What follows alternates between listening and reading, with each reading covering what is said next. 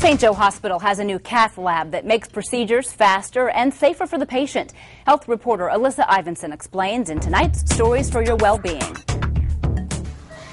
This is the Philips FD20. It's one of the newest machines available for catheterization labs, and it's in St. Joe Hospital. Good for the patients, good for the doctors. The hospital spent $1.6 million to renovate a new combination cath lab and install the new equipment.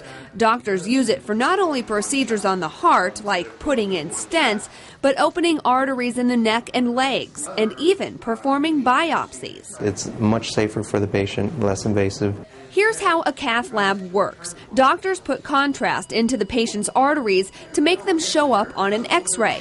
That image will show them where there are blockages that could cause a heart attack or stroke.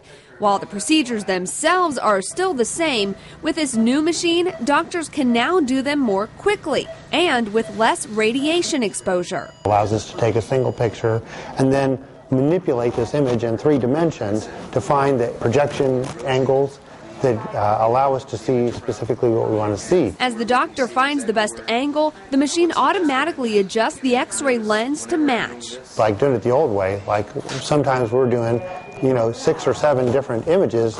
Turn your head this way, lift your chin, do this, whatever, trying to find an image that would show us what we need to see. By taking fewer images, the new machine gives patients and staff less X-ray exposure. Physicians can also preset their favorite angles. No patient is the same size, but the machine automatically senses I'm getting too close to the patient. I need to go up a little bit. The new machine can also use less contrast in the patient to take X-ray pictures during a heart cath.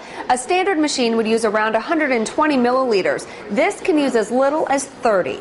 For patients who have renal problems, kidney problems, contrast it's a little bit hard for the kidneys to filter the contrast out. So while that patient may not have known it, we were able to greatly reduce the harmful effects of the contrast to the patient. Live 3D road mapping helps the doctor guide the catheter through the body.